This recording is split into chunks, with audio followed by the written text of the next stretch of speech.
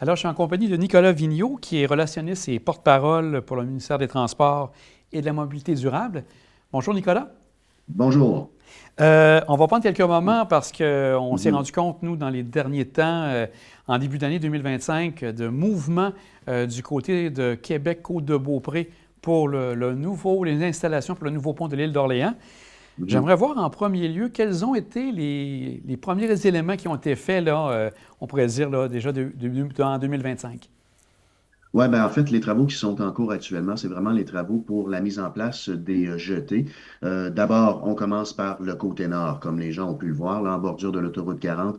Il y a des gens qui travaillent depuis le début de l'année 2025. Donc, une jetée consiste en trois pièces, mais en tout, là, si on prend l'ensemble de la structure, du côté nord, la jetée aura une longueur d'environ 800, un peu plus de 850 mètres, et du côté sud, c'est-à-dire du côté de l'île d'Orléans, 900 mètres de jetée. À quoi ça sert de faire des jetées dans le cadre du projet de l'île d'Orléans? Ben, c'est tout simplement, notamment, pour permettre d'abord du côté nord à des camions d'accéder au chantier et de livrer un peu de matériel, également d'installer des roulottes de chantier, les travailleurs également, d'avoir accès en quelque sorte au chantier de construction du nouveau pont. Mais surtout, vous le savez, il y a beaucoup de matériaux qui vont être livrés par barge.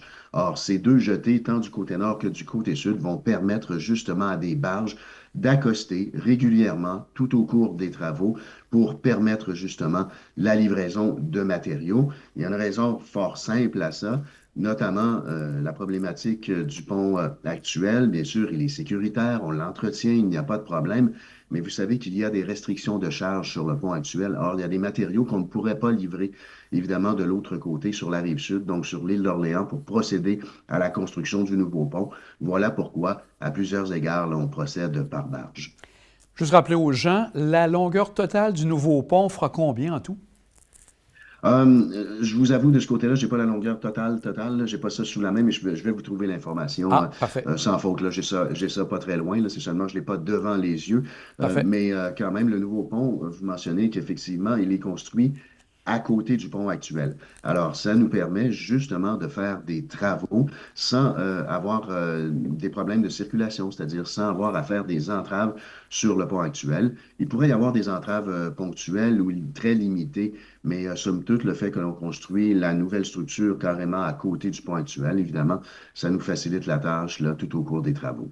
Donc, si j'ai bien compris, vous parlez d'un 800 mètres, grosso modo, du côté nord, Ouais. 900 mètres du côté sud, et c'est dans le milieu que là, il y aura une jonction qui va se faire par la suite. Donc, c'est un peu ça. Donc, le 800 mètres, ça comprend la jetée, mais aussi des éléments structuraux qui se feront ensuite, ou c'est simplement la jetée qui fait 800 mètres en tout et partout? La jetée du côté nord fait un peu plus de Ah, 850 OK. mètres, du côté sud 900 mètres. Ah, OK. Mais ces jetées-là sont des ouvrages, c'est très, très, très important de mentionner, des ouvrages temporaires qui vont être complètement démantelés là, une fois que le nouveau pont sera en service. Or, ces jetées-là, ce que ça nous permet de faire, c'est d'amener le matériel, de procéder à la construction du nouveau pont. Mais l'objectif, et ce qui sera fait, en fait, c'est pas seulement un objectif, ce qui sera fait, c'est que ces jetées-là sont temporaires et vont être carrément démantelés par la suite pour que le fleuve retrouve son milieu naturel. Je vous parlais de différentes sections des jetées. La première section, ce qu'on voit présentement, là, ce qui se passe ces jours-ci, c'est la mise en place d'une partie de la jetée conventionnelle. Qu'est-ce que c'est une jetée conventionnelle? Ben, on place tout simplement du matériel dans le fleuve Saint-Laurent. Ça peut être de la roche et tout ça, du matériel divers qui fait en sorte que, on avance et on se crée une plateforme. Ça, c'est vraiment la première partie. La deuxième partie, c'est ce qu'on appelle des jetés, en quelque sorte, confinés. Pourquoi on appelle ça des jetés confinés? C'est que il y aura des plaques de métal qui vont être placées, évidemment, dans le fleuve Saint-Laurent, des plaques de métal bout à bout, et il y aura une espèce, ça va former en tout un caisson dans lequel on va placer de la roche. Et là, ben, par la suite, il y aura la mise en place d'une toile géotextile et un peu de matériel sur le dessus pour arriver au-dessus de l'eau. Donc, on y va graduellement, hein, vraiment.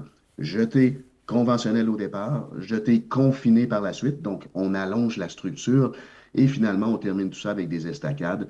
Une estacade du côté nord, qu'est-ce que ça veut dire? C'est qu'on va planter 150 pieux dans le fleuve Saint-Laurent et par la suite, il y aura une structure de bois qui va être placée par-dessus ces pieux-là pour compléter la structure de la jetée totale qui, elle, va mesurer 850 mètres. En tout cas, j'espère que c'est clair, là. Non, Il y a oui, trois donc sections de c'est jetée, bien clair. conventionnelles, confinées, et finalement, on termine avec une estacade. Mais toute cette structure-là, qu'on appelle une jetée, ben, c'est à 850 mètres du côté nord et un peu plus de 900 mètres du côté sud. Et je pense, on a eu l'occasion de se parler un petit peu avant, il y aura des éléments qui vont devenir comme à l'épreuve de l'eau pour bien sûr éviter que ça s'effrite. Donc, est-ce que c'est vous avez la jetée régulière, on pourrait dire? Donc, c'est au moment Oui, où dans les caissons, conventionnelle, ça, oui. ces caissons-là seront étanches à l'eau pour éviter une dégradation, etc., pour que ça soit bien étanche de ce côté-là. Oui, c'est ça. C'est la deuxième section qui est la jetée confinée, vraiment. Ça permet de garder le matériel à l'intérieur de ces caissons-là et d'éviter avec les marées, parce qu'on travaille quand même dans un milieu assez particulier, hein, dans le secteur de l'île d'Orléans. Il y a beaucoup de marées un peu partout sur le fleuve Saint-Laurent à Québec, là. C'est une notion avec laquelle on doit absolument travailler, il faut tenir compte. Bien, évidemment, ça évite que lorsqu'il y a une jetée qui est faite comme ça, confinée, avec de la pierre dans des caissons de métal qui sont déposés au fond du fleuve, ben, ça évite que les marées ramènent du matériel à droite et à gauche. Et donc, il y a moins de matériel qui peut se retrouver comme ça dans le fleuve. Alors, sur le plan environnemental, il y a un gain. Et finalement, quand on termine avec la jetée qui est une estacade avec des pieux qui sont plantés carrément dans le fleuve, ben là, ça permet encore une fois, et bien sûr, une structure de bois là, sur le dessus pour permettre aux différents travaux d'avoir lieu. Ben, évidemment, l'eau peut circuler sans presque aucun problème, là. Il y a un peu, évidemment, c'est pas une circulation normale de l'eau, mais en ayant 150 pieux comme ça, en forme d'estacade, là, qui termine notre jetée, ben, ça permet une certaine circulation de l'eau. Donc, sur le plan environnemental, il y a vraiment des gains. Et ce projet-là a été pensé, évidemment, comme l'ensemble des projets du ministère des Transports d'ailleurs, mais pour avoir le moins d'impact possible sur l'environnement. Alors, évidemment, voilà pourquoi on procède avec trois sections de jetée, c'est-à-dire une conventionnelle, mais plus on avance dans le fleuve, là, pour éviter justement qu'il y ait de l'érosion de notre jetée et tout ça, on y va avec des procédés différents pour avoir des gains sur le plan environnemental, notamment. Donc, au niveau de l'échéancier, cette jetée de presque 800 mètres, comme vous dites, là, du côté nord, on peut prétendre que ça va se faire au cours de l'année 2025. Est-ce que ça sera Ouais. complété en 2025 ou il y aura encore quelques travaux pour 2026 à compléter de ce côté-là? Vraiment, les jetés, c'est terminé pour 2025. On parle d'un échéancier d'environ 6 mois là, pour la construction de ces jetés. Mais il y a quand même des contraintes, hein. Vous savez, dans le cas de la reconstruction ou de la construction d'un nouveau pont là, qui va desservir l'île d'Orléans, il y a des périodes durant lesquelles on ne peut pas travailler, notamment à partir du mois de mai jusqu'en septembre. C'est très, très, très limité. On doit absolument travailler à marée basse, donc éviter les travaux à marée haute. C'est certain que ça nous amène certaines contraintes. Mais on va naviguer avec ça sans aucun problème. On le savait dès le départ. Et l'idée, c'est d'arriver justement avec un projet qui a le moins d'impact possible sur le plan d'environnement. Mais oui, les jetés devraient être complétés au cours de l'année 2025 sans aucun problème et même commencer là, la mise en place de certaines structures permanentes pour accueillir le nouveau pont. Vous savez, il y a une particularité à certains endroits dans le fleuve. Il y aura quand même des pieux ou des assises du nouveau pont qui devront avoir une profondeur de 80 mètres. Alors, c'est pas rien, hein, travailler Je dans un comprends. contexte comme celui-là. C'est vraiment le premier projet où on a, par exemple, un pont qui va avoir des assises qui reposent à 80 mètres sur le roc, là, où il faut carrément aller s'asseoir à 80 mètres sur le roc. Donc, c'est une première pour le ministère des Transports, mais évidemment, tout a été planifié, puis on est absolument convaincu que tout ira pour le mieux et qu'on pourra livrer le projet, évidemment, comme prévu.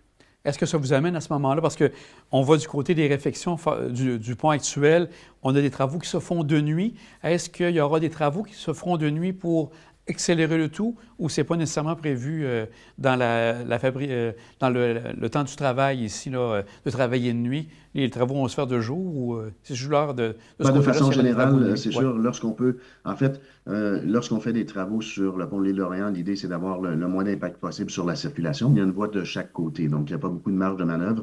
C'est clair que le ministère des Transports, à chaque fois qu'on effectue des travaux, on les fait avec le moins d'impact possible. Voilà pourquoi il peut y avoir des travaux de nuit quand tout cela est possible. Est-ce qu'il y aura des entraves de jour au cours de la prochaine année? C'est difficile à prévoir. Pour le moment, dans notre planification, évidemment, évidemment, on fait les travaux pour qu'il n'y ait pratiquement pas d'impact, là. OK. Évidemment, côté circulation pour les gens de l'île d'Orléans et ceux qui veulent accéder à l'île OK. d'Orléans, bien sûr. Mais vous savez, il y a aussi un contrat qui est en cours actuellement. Et s'il y a des travaux d'urgence à faire, le ministère des Transports a tout en main actuellement pour procéder à tous les travaux qui sont nécessaires pour que le pont demeure absolument sécuritaire, ce qu'il est actuellement. Évidemment, on s'assurera que le pont va rester pleinement sécuritaire, pleinement fonctionnel jusqu'à la mise en place là, du nouveau pont qui est attendu, évidemment, par bien des gens à l'île d'Orléans, même dans la Oui, grande région. tout à fait. Donc, vraiment, l'année 2025, pour monsieur et madame tout le monde qui, depuis le début, ont hâte à voir visuellement qu'est-ce que ça va donner, ça va être vraiment une grosse année où là, les gens vont voir vraiment que il se passe, parce que l'année passée, en 2024, on ne se cachera pas que c'est davantage du carottage qu'on a vu. On voyait des barges circuler, mais il n'y a pas eu vraiment de gros travaux qui ont été faits en 2024. La plupart des travaux étaient faits en 2023 pour la côte du pont, mais là, 2025 va être vraiment une grosse année pour le ministère des Transports. Oui, parce que l'année 2024, vraiment, c'était des travaux géotechniques et c'était très important de les faire pour savoir exactement comment séquencer ou comment faire la programmation de l'ensemble des travaux. Mais cette année, on le voit sur le terrain, ce sont des travaux de construction de façon claire, nette et précise. Là, vous le voyez, c'est un gros chantier et là, on va le voir visuellement, cet immense chantier-là pour l'aménagement d'un nouveau pont à l'île d'Orléans. Effectivement, 2024 était une année de travaux géotechniques.